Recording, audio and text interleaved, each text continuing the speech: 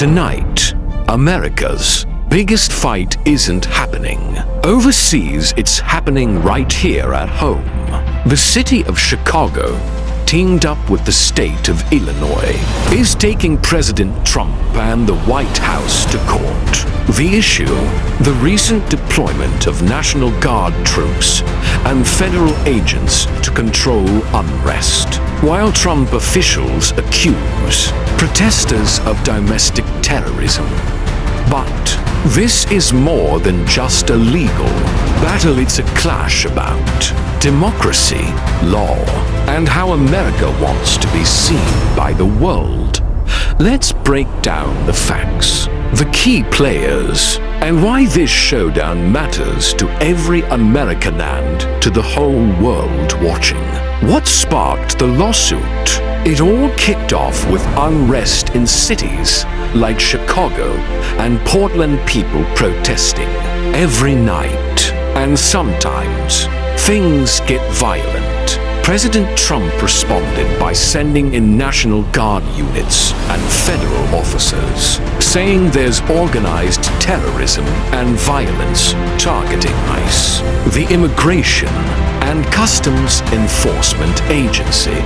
But local officials in Illinois and Chicago say this response is way over the line. They claim the president is abusing his power, sending in feds just to score political points and making already tense situations even worse. Now, they're taking the White House to court, putting America's deep divisions in front of a judge.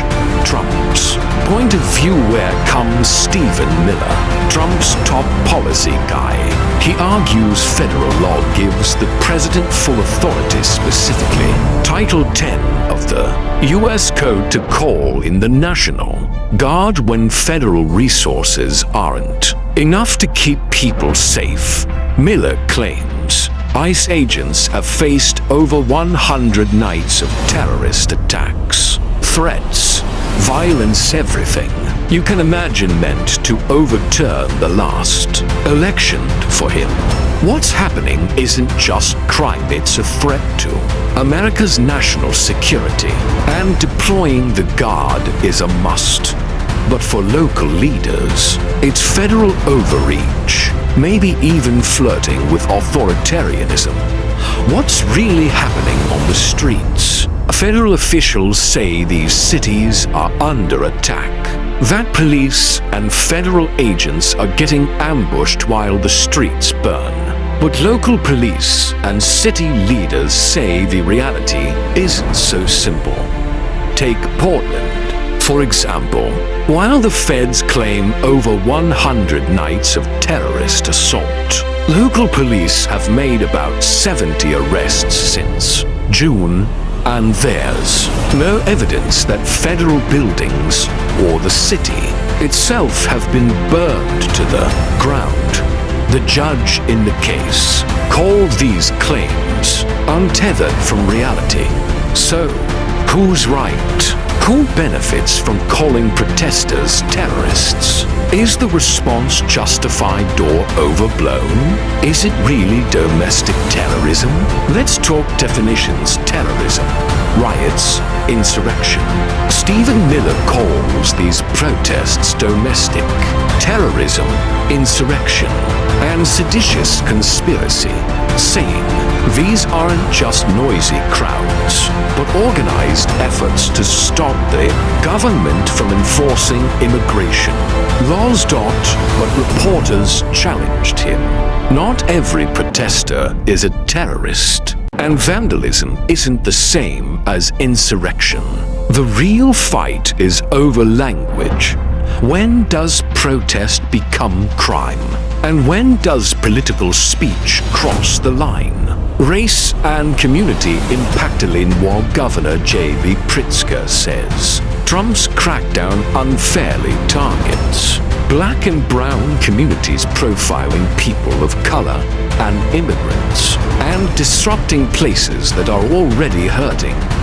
Miller isn't buying it. He calls those claims lies and says a lot of Black Chicagoans want undocumented immigrants out, blaming them for tough competition in jobs, schools, and housing, and sometimes crime. It's a strategy. Put communities against each other and make federal law enforcement the hero or villain. That's the heart of these. Politics. The legal fight. Who's in charge? The Illinois lawsuit is asking, can DC steamroll state and city leaders in the name of national security? At what point does protest become sedition or terrorism? If the National Guard can be used now, what stops future presidents from doing the same to opposition-run states? Miller says Congress needs to strengthen laws against domestic terrorism. Prosecutors already have tools for things like impeding law enforcement, seditious conspiracy, or incitement. But the administration wants more. America.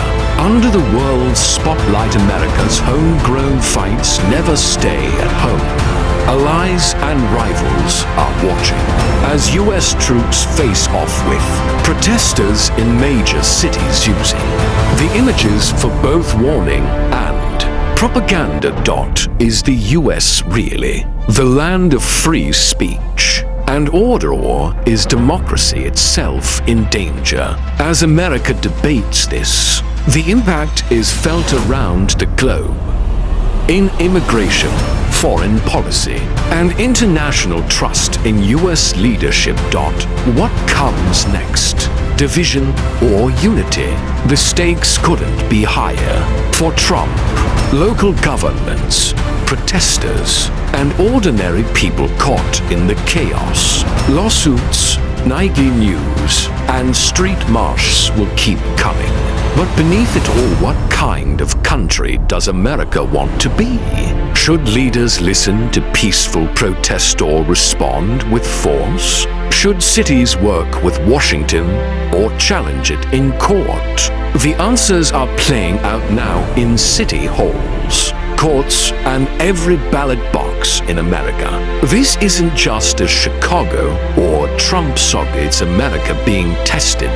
Its laws, its democracy, its vision for more breakdowns, deep dives, and honest talk behind the headlines. Subscribe, hit the notification bell, and drop your thoughts in the comments. Where do you stand? Is America defending itself or risking the freedoms it stands for? Jump into the conversation.